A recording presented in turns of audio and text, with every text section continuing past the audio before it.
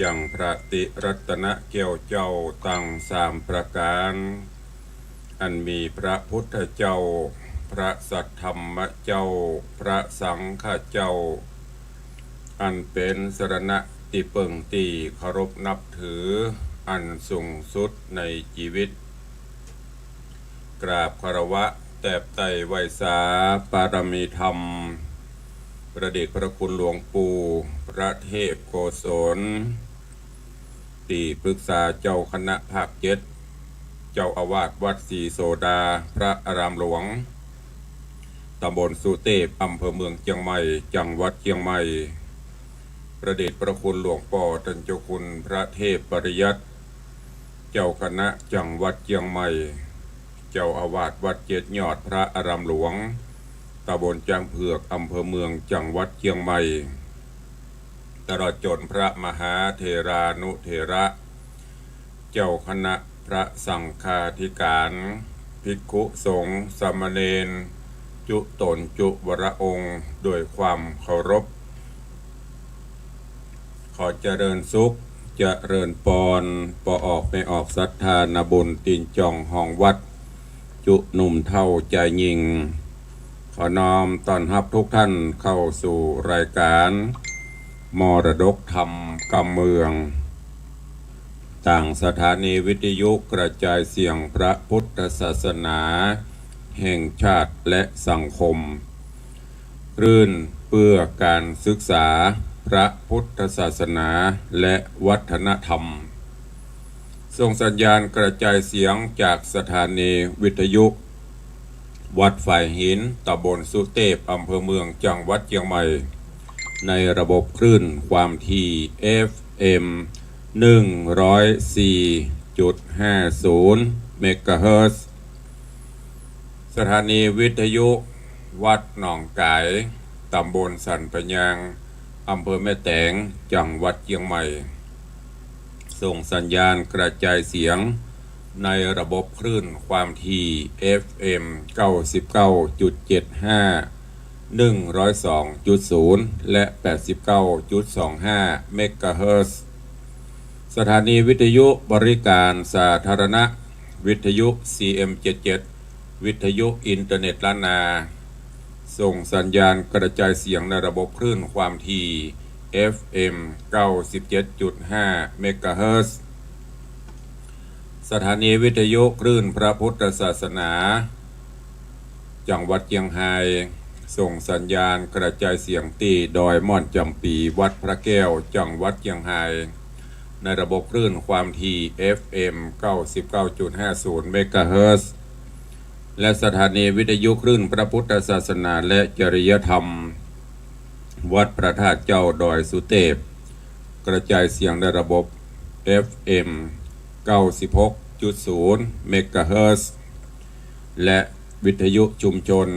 เสียงตามสายหอกระจายข่าวตามวัดตามวาตามหมู่บ้านต่างๆอาทิหอกระจายข่าวของวัดคันธารามตรงอ้อในเมตตาปารมีของท่านเจ้าจารย์พระมหาบัณฑิตยานะเมธีตุเจ้าหลวงวัดคันธารามตรงอ้ออำเภอสันปะตองซึ่งก็เป็นวัดท่องเที่ยวเป็นวัดที่ได้รับการพัฒนาสะอาดสะอ้านมีญาติโยมศรัทธาเข้าเยี่ยมชมเข้าทำบุญกันตลอดท่านเจ้าได้เปิดเสียงภายในวัดลำโพงประมาณ 4-50 ตัวทุกจุดก็อนุโมทนากับท่านเจ้าจันทร์พระมหาบัณฑิตยานะเมธีตัวเองแล้วก็ที่วัดลอยเคราะห์หลวงพ่อธรรมครูสุวิมลธรรมรักษ์ก็เปิดให้ญาติโยมศรัทธาที่ไปสะเดาะเคราะห์เลาะนามที่วัดลอยเคราะห์ก็ได้ฟังกันเป็นประจำทุกวันต้องขออนุโมทนาบุญก็ยังมีหลายวัดหลายวาอยู่ที่ได้เปิดเสียงภายในวัดคือญาติโยมศรัทธาญาติตลอดจนพระเจ้าพระสงฆ์องค์เองได้สดับรับฟังกันตัวเองแล้วก็ต่างมีต่างปหลวงปอเกปอแขวนหลายบ้านหลายจองก็ได้เปิดสัญญาณนี้ต่างหอกกระจายข่าวต่างเสียงต่ำสายคือกับพี่น้องญาติโยมศรัทธา พื่อที่จะได้ฟังเสียงธรรม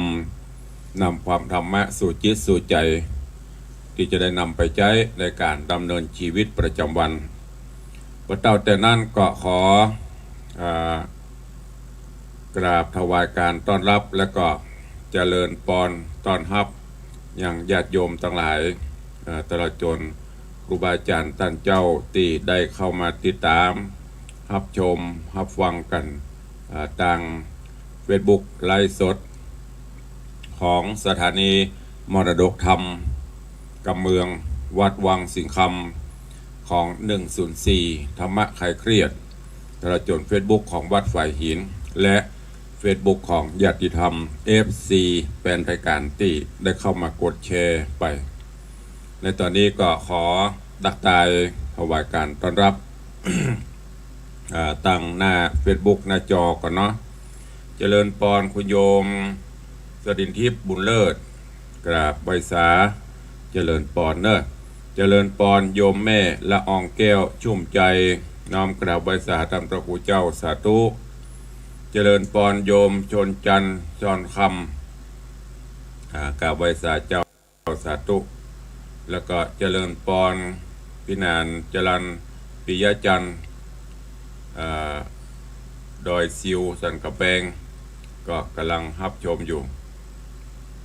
เจริญพรคุณโยมอัมพลรัตตาเจริญพรยายเพลินเพื่อนเกษตรเจริญพรโยมแม่จันดีวิสุทธินันท์เจริญพรโยมสุรัตน์เสาคำวายมตู่วิเวกวรรณรามเจริญพรโยมเพชรตอนนี้กำลังสถิตอยู่ปุ้นประเทศอังกฤษเป็นได้พ้องอังกฤษตอนนี้ฝนถ้ามีแล้วกัน เป็นว่าประเทศอังกฤษฝนตกตอนนี้ถ้าอยากสบายละอากาศเย็นสบายเจริญพรโยมพ่อเลี้ยงธนวัฒน์โยมแม่เลี้ยงทัศพิชาสุสิงคำพ่อเลี้ยงก็บอกกับไวสาจะได้รับฟังธรรมว่าก็ได้เวียนเทียนวันมาฆบูชาเป็นที่เรียบร้อยสาธุเนออนุโมทนาบุญด้วยกันเจริญพรคุณโยมลักษณะเกดีเจริญพรคุณโยมจรัญสุทธาโดยแทนพระผาหลวงมูรวบรวมด้วยกีฬานำวันเนาะโยมจรัญเป็นจะนำคนแจ้งมาเข้าก้อนละจะนำพระป่าก้อมมาตอดร่วมสร้างห้องน้ำตอนนี้ความคืบหน้าไปถึงไหนละมูเนอยังไม่ได้รับแจ้งเลยกราบถวายการต้อนรับท่านเจ้าจันทร์พระครูสถิตเจติยารักษ์เจ้าคณะตำบลแม่แฝกใหม่เจ้าอาวาสวัดเจดีย์แม่ครัวเจริญพร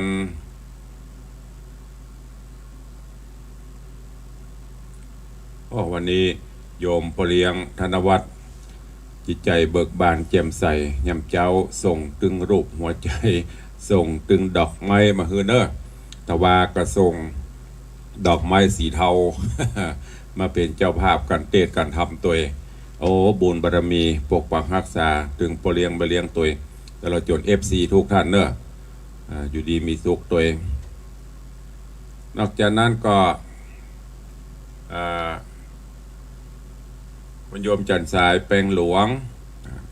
เจริญพรโยมแม่สุปรณีรูมาเนอะกำลังเข้ามาชมอยู่แล้วก็โยมยุพินอินตะสมขอบคุณทุกท่านที่ติดตามรับชมรับฟังแต่ว่าต้องขอประทานอภัยขัดข้องต่างเทคนิคต่างหน้าเฟซไลฟ์สดมีแต่ภาพบ่มีเสียง แล้วก็ผู้ควบคุมคอนโทรลก็ไปบิณฑบาตวันมาฆะแต่ว่าโทรเช็คมาลุนเปิดไว้เปิดกลับไปก็เลยแก้ไขไปได้แต่ว่าในเดือนหันก็อับปากกะงับหวานอย่างกระบู วันนี้สดใสซาบสั้นภาพเสียงชัดเจนดีกราบขอบพระคุณท่านเจ้าผอ104ท่านอาจารย์พระครูสมุวิสุวัตรวรกิโจตัววันนี้ก็มาฟังกันต่อในเรื่องของพระธรรมเทศนางูกฟ้าแมงคานขึ้นสู่ภู ผูกสุดท้ายแต่จะทันจบหรือไม่ก็พอก้วยไปตามเวลาหูกฟ้าแมงคานในตอนที่แล้วลำดับลำดามาถึงยังโพธิสัตว์เจ้าหูกฟ้าแมงคานเจ้ารามะพรหมจารีนีก็หลังจากที่ได้ไปตุยหากันจนปบจนปะที่เมืองแทนพรหมที่แรกก็ได้บ่อพญาก็โคดแต่สุดท้ายสถานการณ์ทุกอย่างก็คลี่คลายลงกลับเข้าสู่สถานะการปกติ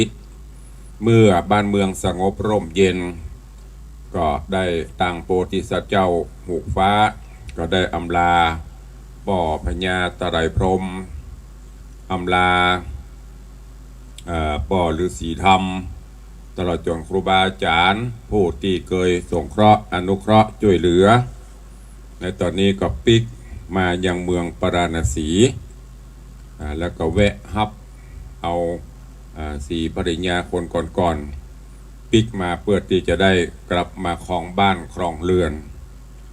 เรื่องราวจะเป็นจะได้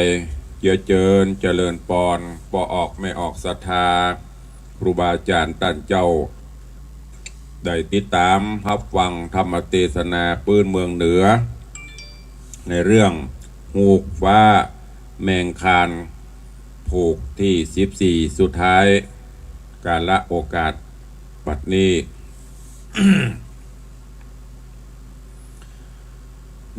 นะโมตัสสะภะคะวะโตอะระหะโตสัมมาสัมพุทธัสสะ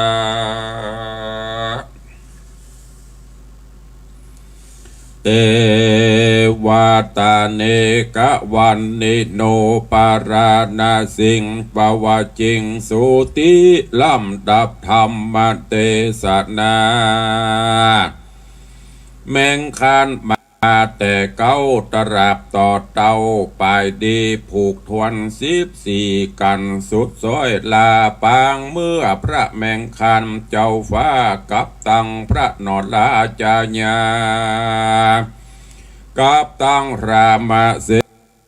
นาจุผู้ปิกปอกสู่เมืองปัลลานาสีกับคืนตีเมืองเก่าขอฮือศรัทธาเก้ามวลหมู่อันได้เอาตนสู่ท่าฟังธรรมอันได้ตั้งใจนำฮับศีลของพระมุนิมตนวิเศษอันมีประเภทเป็นสองคือว่ากองศีลห้าอันมีประจำโลกลาแต่เดิมมา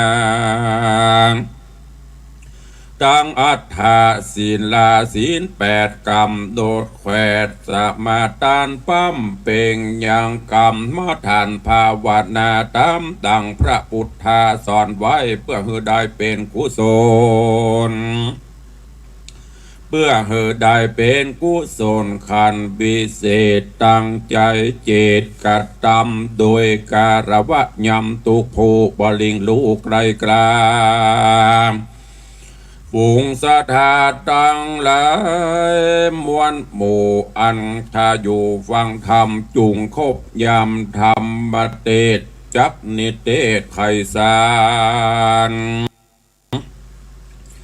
ตามนิทานจาดกอันออกมาเทศนากล่าวไว้ฮึบเป็นไม้ไต่สองโลกาดำจักวิสัชนาไปนาจะเลนา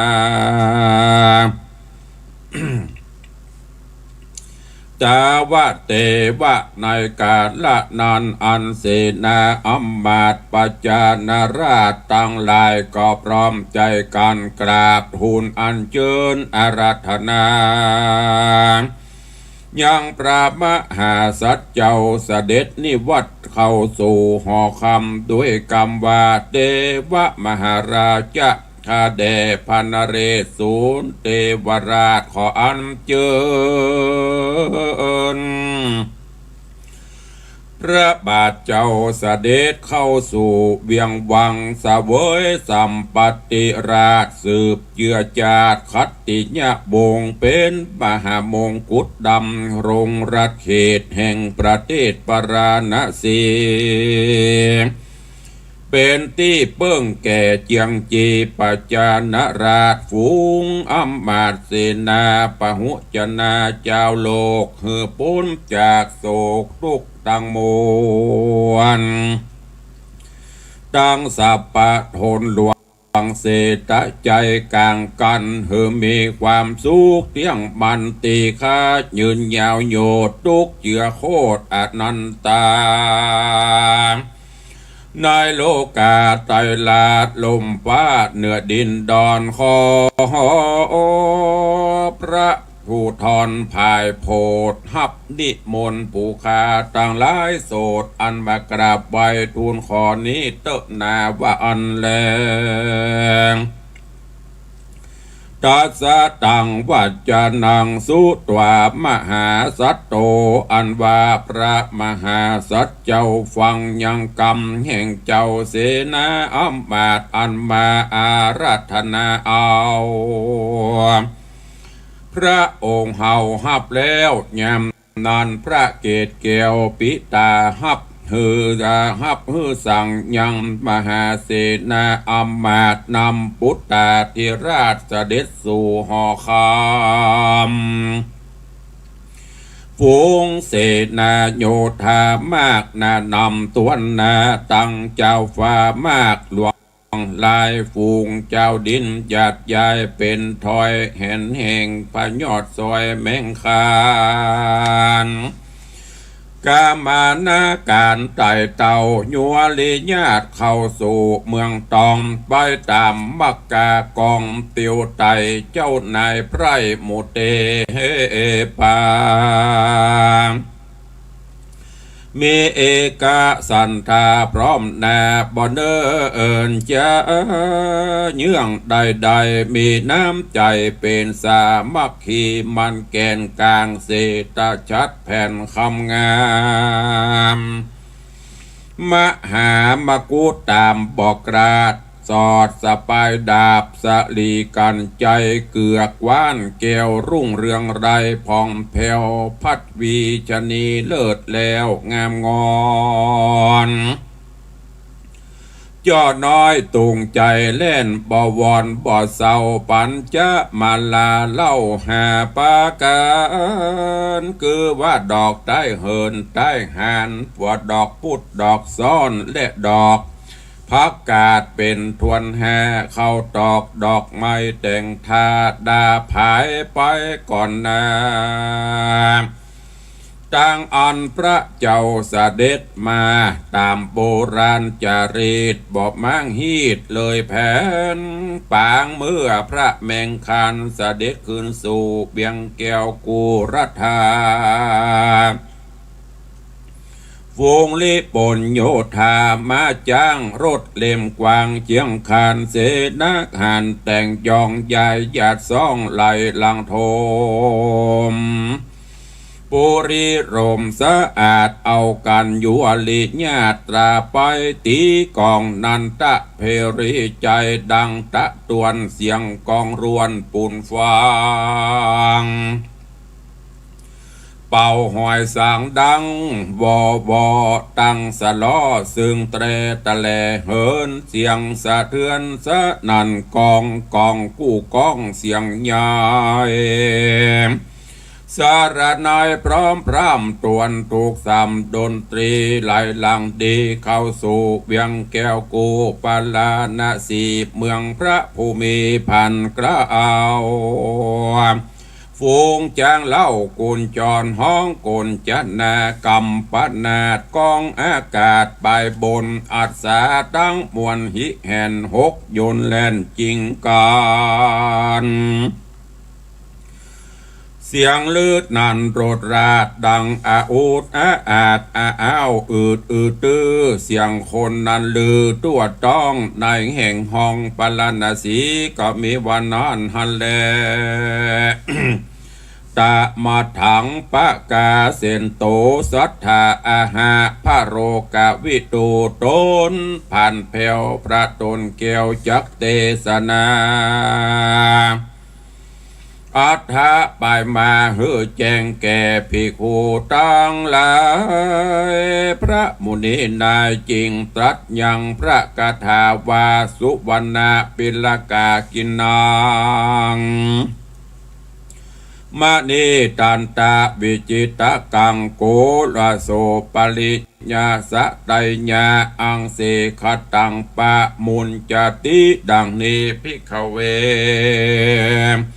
ดูราภิกขุตั้งหลายตั้งยิ่งใจมวลหมู่ตุกผู้กูคนปางเมื่อโตนแม่งคันเจ้าฟ้าอันไหวนาสู่ตั้มกลางปริวาร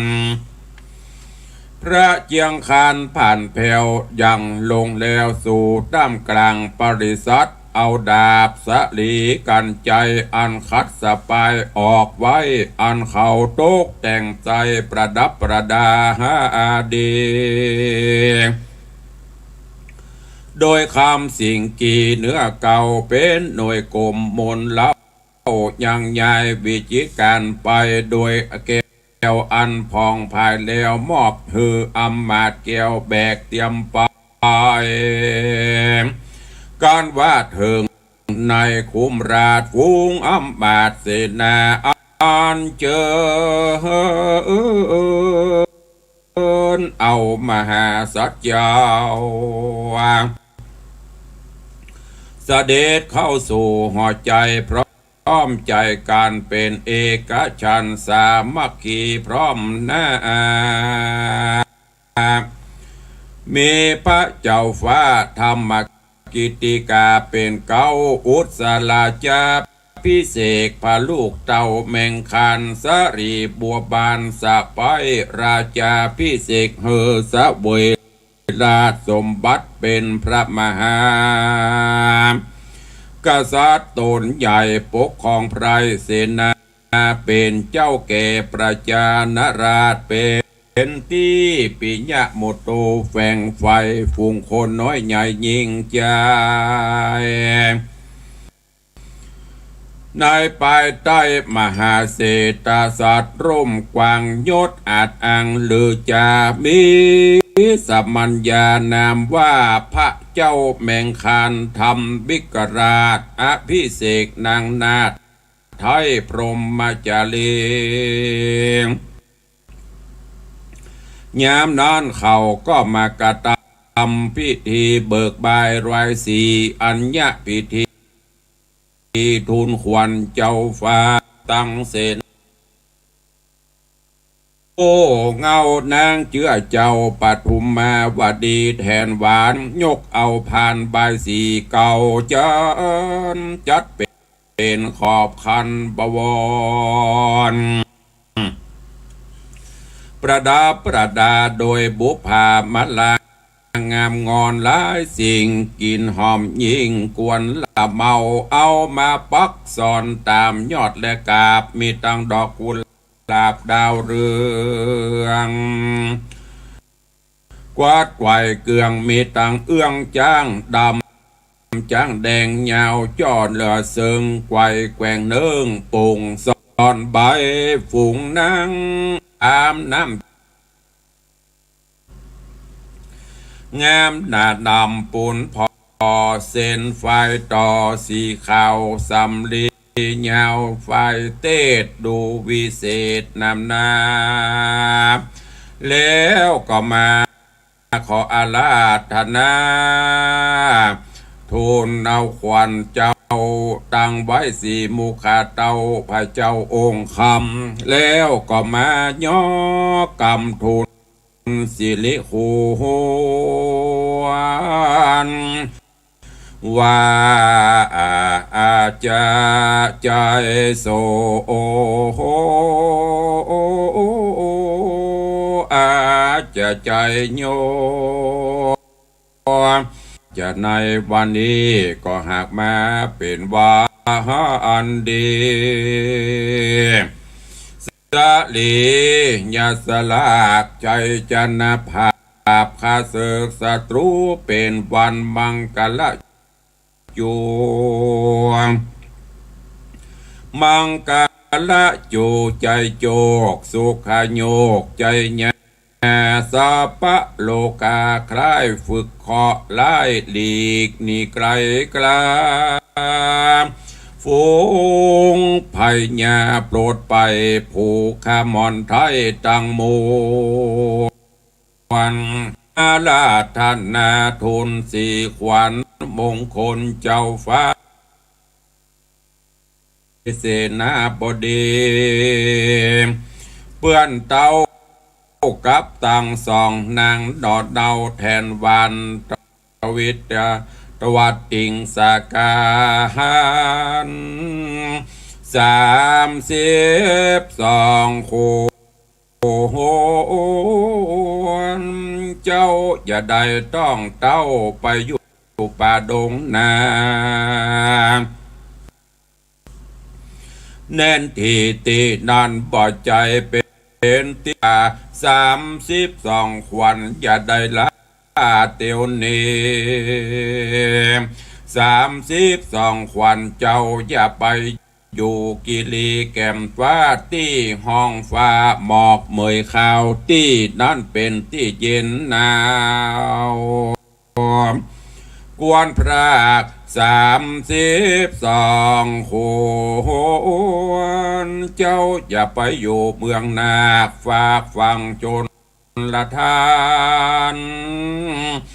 32คนอย่าไปสนุกสำราญจื่นอยู่มัวเมาอยู่กับฝูงกินนรี32ขวัญอย่าไปเตียววิธีไฟอื่นเอาขวัญมาโอ้โหขออาราธนาสาลิสิริขวัญต่างมวลรีบเร็วมาอย่าจะฮับเครื่องสักการะบูชาอันสง่างามดีแล้วจุงจักเมตติคายืนยาวยิ่งโยดสุเกิดกุมตลอดเจรติกานั่นจุงจักเมตามบาลีกาถาวาจัตตารโอธรรมาวัฏันติอายุวันโนสุขังพลังดังนี้ก็มีในกาลนั้นเจรนาเตวะสังขโยปิส่วนอันว่าเตวะอายุวันโนสุขังพลังดังนี้กับหมู่ครุฑนาคยักษ์กุมพันดาตังมวลอันปากันมาสู่ภูมิพลเจ้าฟ้านางดอดลาพรหมจารีการว่าเบิกไว้เตียงยังมหาสัจเจ้าแล้วเฮือสาวยเต้นเกี่ยวปลาณสีเตียงเตาก็อำลาเจ้าแมงคานเหาะเหินสานขึ้นไปบนอากาศโดยศีลาดอันงามนักหนาคืนสู่แลมหาสัตโตปิได้ภาพเงาปาลาเป็นพญาตนใหม่สะเวยเมืองใหม่สองตีก็มีลาจะองค์การประกาศคือหมู่เต้าราชมนตรีเอากองนันตะเพรีใจไปตีเป่าคือหูข่าวตัวปาราภายได้นาติดคอกเฮือได้ปล่อยออกจากแม่น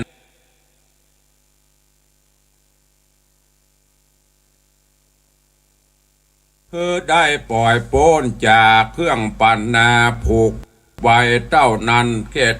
เต้านั้นเต้นันใสหือสร้างแปลงกว้านตานศาลาหกหลังไว้ยังที่หกแห่งตามกลางแหล่งเมืองเฮาโคมน้อยนาตังไว้สี่หลังนอกนั้นสังอมาตเสนาเฮือปากันแต่งดาไว้แต่เฮือปากินดาแต่งเฮือปากันดาแต่งไว้บ่เฮือใจ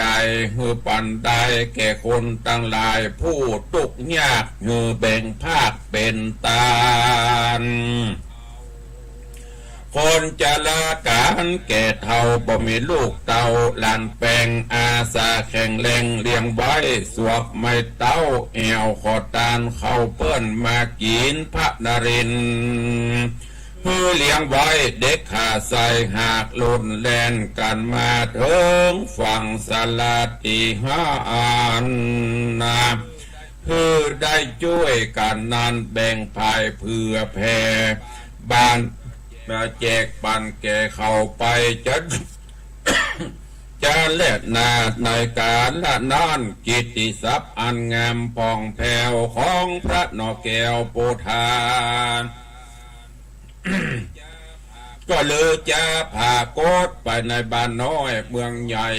101ภาษาไฟจมบานนำเอาย่างปันนาการของฝากแก้วแหวนหากเงินคำมีนานำบ่น้อยบายบายแก่พระยอดซอยบุญมีเป็นสัมพันธะไมตรีก่อเกลือบ้านเมืองก็สะเตืองเรืองเรือบ่มีภัยยะเหตุอันใดสุขเกษมใจบ่สะเอาโพธิสัตว์เจ้าก็สั่งสอนยังหมู่เสนาอมาตย์ปัจจาราชตัวลาอยู่สุขสามลานบานใจพร้อมเพรียงนาตามโบราณจารีตเต้าสองเจียงเจ้าขัตติญาก็มีในการละบาดนอนและนา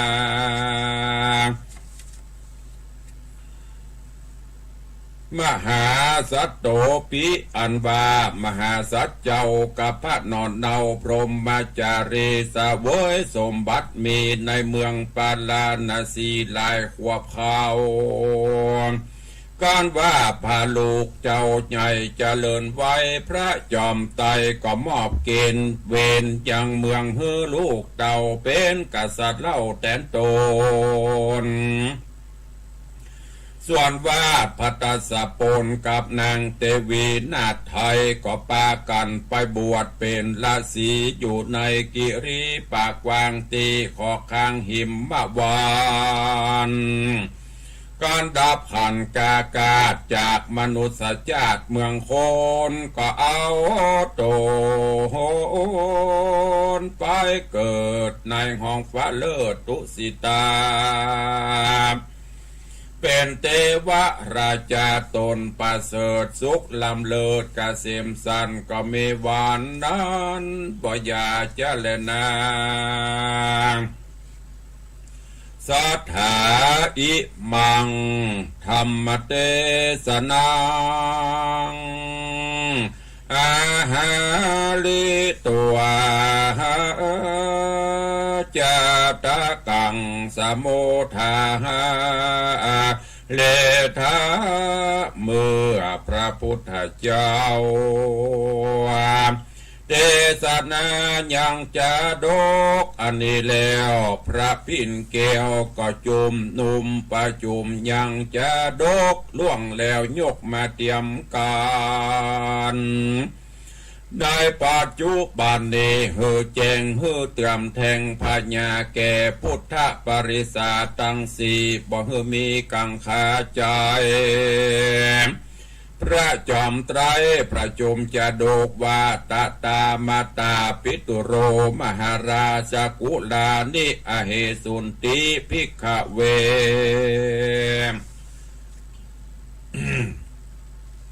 ดูราภิกขุทั้งหลายอันว่าพญาธรรมกิตติการาชและนางนาถไทยมาตาในกาละนั้นใจบ่ใจภัยอันใด กับเกิดในโลกลากือหากใดพระเจ้าฟ้าสลีสุโธธนะลาจาพระนางสิริมหามายาอันเป็นปิตามาตาแห่งเฮากาลนีแลรามเสโนปิอันวารามเสนาอันติตามพญาแมงคานไปถึงสถานแทนพรหมกันละนอนกันว่ากลับญาติมาคือหากได้มหากัจจยนะเทนในกาลบัดนี้แลนาพรหมจารีปิฝ่ายวาดนางพรหมจารีอักมเหสีมหาสัจเจ้ากันว่าเต้ากันว่าเจ้าเกิดมาในชาตินี้ใสคือหากได้นางเจ้ายะโสธลาปิมปาพระแม่เจ้าราหุลเทระกาละบัดนี้แลนา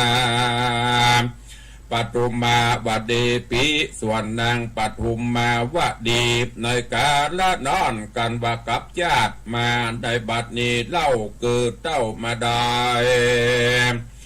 นางวิสาขามหาอุบาสิกาบัดนี้แลสุขันธาปิฝ่ายนางสุขันธาในการละนอนปล่อยใจอันภัยใดคือหากได้นางอูคูจุตราเพรีในกาละบัดนี้แลมะนีมณีกวักอัศสาอันว่ามามณีกาเกวอันพระพันเพวกับรามเสนาขี่เหาะไปในนภากาศถึงแดนข้างแทนวานในกาละเมื่อนั้นปัจจุบันเกิดมาคือหากมาได้ต้านมหาโมคคัลลานเทระอักมหาสาวกะเบื้องซ้ายแห่งตถากตะในกาละบัดนี้แลตาปะโสปิอันว่าพระมหาลสิธรรมอันตนองค์คำเจื้องเจ้ากับพระมเสนาได้ไปอยู่อาสาลัยเปิ้งบุญเจ้าห้ำเฮียนเล่าศิลปะวิชาในกาลนานปัจจุบันครั้นเกิดมาคือหากได้ต้านสารีบุตรตนบริสุทธิ์ด้วยปัญญาอากาสาวกาเบื้องขวาแห่งตถาคตบัดนี้และเศรษฐีปิอันว่าต้านมหาเศรษฐีคำอันเป็นป้อแห่งนางพรหมจารีในการละนานบ่ใจอันภายใดคือหากมาใดพญาสุปพุทธะในการละบัดนี้แลพรหมเตโวปิอันว่าเต้าตะไลพรหมในการละนานครั้นกับชาติมาเกิดในปัจจุบันเกิดหากใดพระนักธรรมปิมปิสารบัดนี้แลกลามาเขกลาละเมโคอันว่าพญากาฟ้าในแหล่งลาแทนเมืองกาลแทนแมนในกาลนั้นบ่ใจอันใครใดเกิดการเกิดมาในปัจจุบันนะชาติเกิดหากมาได้เตบัตเถระในกาลบัดนี้แลคานิกาปิอันว่ายิงแม่มดในกาลนั้นคือหากมาได้นางจินจามานาวิกาอันปาต้องล่อจุไล่ต่อคนต่างหลายต่อหน้าพระมุนีนายบัดนี้แลอุณาพีปิฝ่ายว่านางบัวใหญ่อันไปเอาลูกตาลคำมาถวายแก่จอมธรรมพ่อเจ้ากาลนั้นเล่าบ่ใจเผาภายใดเกิดหากมาได้พระนานางมหาปัจจบดีโคตมีในกาละบัดนี้เลรัตนธรรมมากิติกาอันว่าเจ้ารัตนธรรมมากิติกา ราชบุตรในกาละบัดนั้นใส่คือหากมาได้ราหุลเทระในกาละบัดนี้แลสุวรรณมาลีปีส่วนอันว่านางสุวรรณมาลีราชบุตรีในกาละนั้นกันบัดใดกลับชาติมาเกิดในกาละบัดนี้เกิดหากมาได้นางอุปละวันนาเถระภิกขุณีในกาละบัดนี้แลเสสาปริสาอันว่าปริสัตตังหลายอันเสพสะหล่อเหลือจากนั้นบ่ใจอันไผ่ใดคือหากมาใดพุทธะบริษัทตังสี่คือภิกขุภิกขุณี อุปาสกาอุปาสิกาแห่งพระตถาคตในกาละบัดนี้แลเทวาธรรมิกราชโน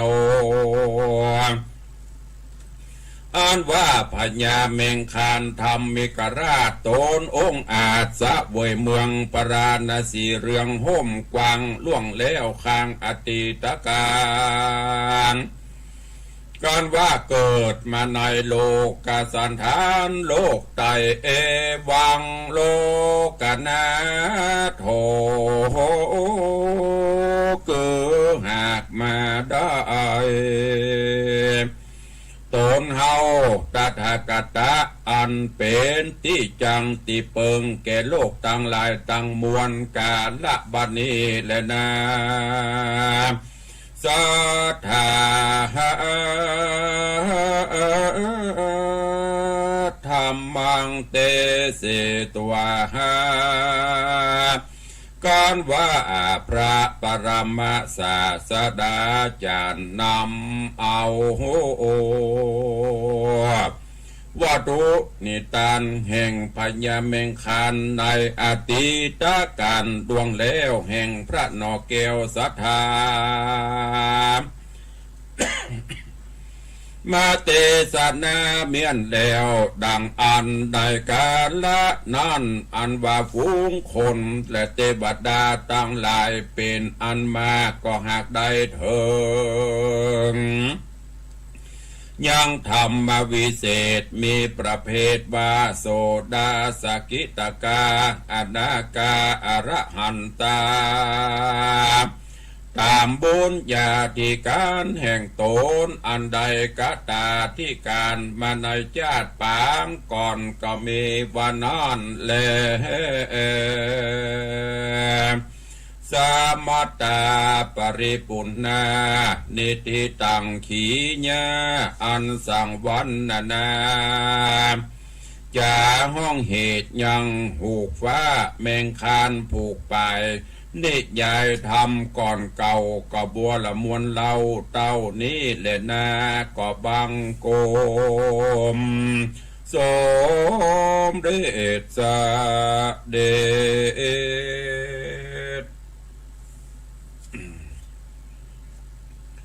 จบปริปุณนังไป14ผูกประมาณ20กว่าตอนที่ได้นำมาเทศใน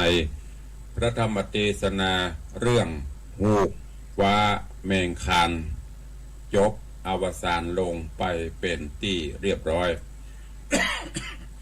ท่านทั้งหลายฟังแล้วก็ได้เก็บได้แกะได้ก้อนได้ไกเอาสาระประโยชนะแก่นสารจากเนื้อหาธรรม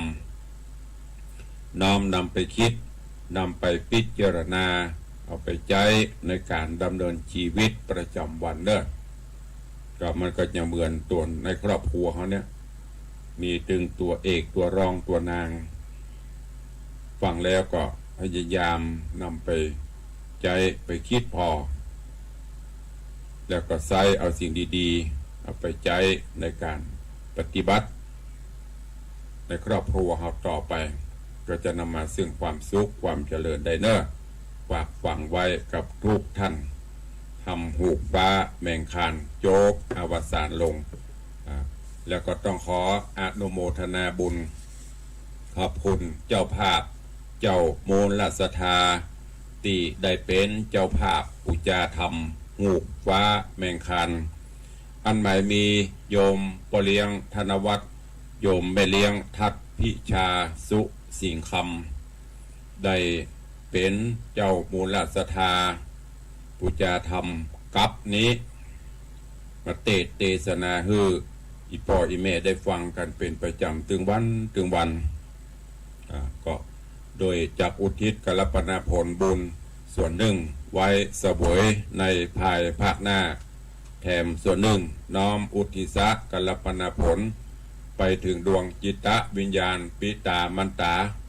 อันมีโยมปออุยหม่อนสิงคำโยมแม่อุยหม่อนสุใจแก้วแล้วก็ปออุยแม่หม่อนสุริยะตระกูลญาติกาพี่น้องกูคนเนอะ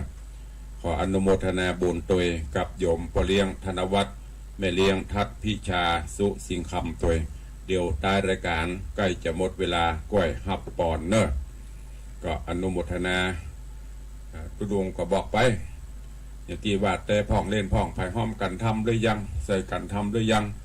ภายห้อมก็ได้บ่ห้อมก็ตามจารีตที่หอยประพฤติปฏิบัติด้วยหน้าที่ก็ต้องมาเทศนาให้กันทั้งหลายฟังแล้วจะไปฟังถามตัวเนอะบางคน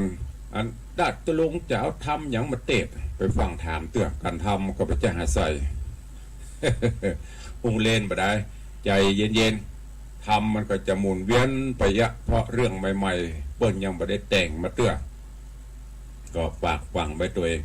แล้วช่วงนี้ทำก็จบละอาจจะลาพักผ่องเนอะอาจจะลาพักผ่องช่วงเจ้าเพราะว่า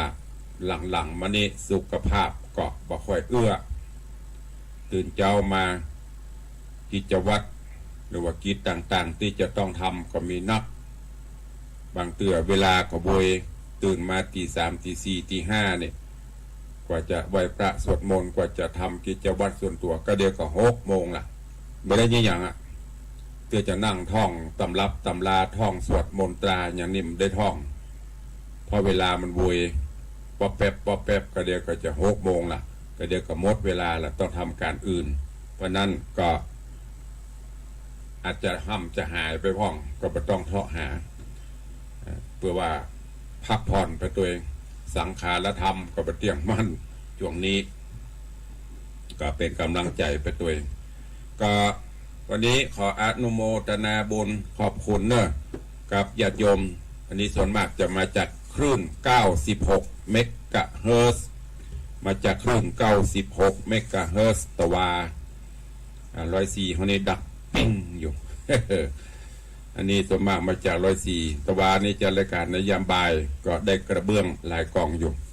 ขอบคุณอนุโมทนาบุญกับโยมแม่จันหลวงมณีวัน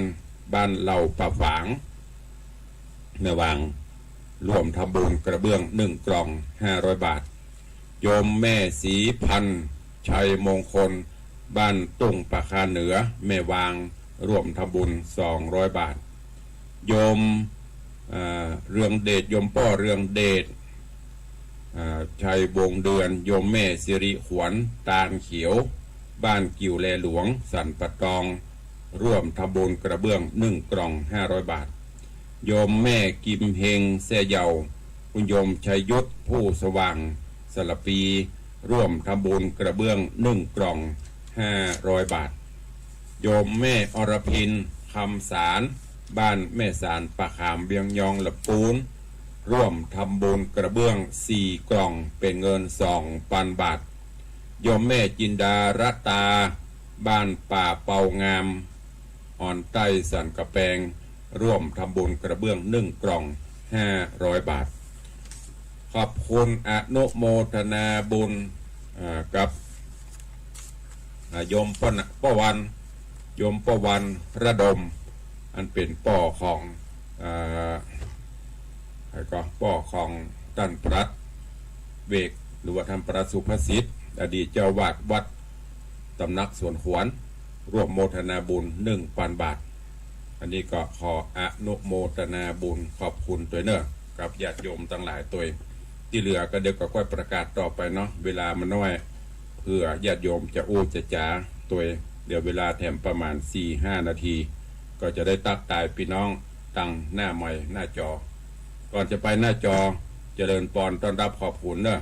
โยมทองคำที่บงคำโยมยุพินอินทโสมปียจังซอยุทธนาห่างดงโยมสลินทิพย์โยมปีจัญญาฟองซักก็อนุโมทนาขอบคุณด้วยเอาพี่น้องที่ฟังต่างบ้านต่างจองใครจะร่วมโมทนาบุญก็ดีบ่ร่วมก็ตามเป็นอย่างโทรเข้ามาร่วมเพื่อกำลังใจในกาลบัดนี้0817836540เข้ามา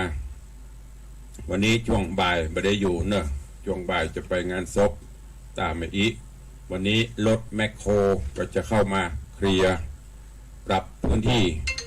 ที่จะสร้างห้องน้ำแล้วก็ เปรียบกับ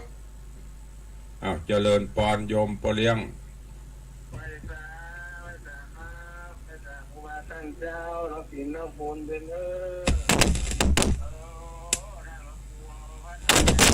เวียนเวียนโอ้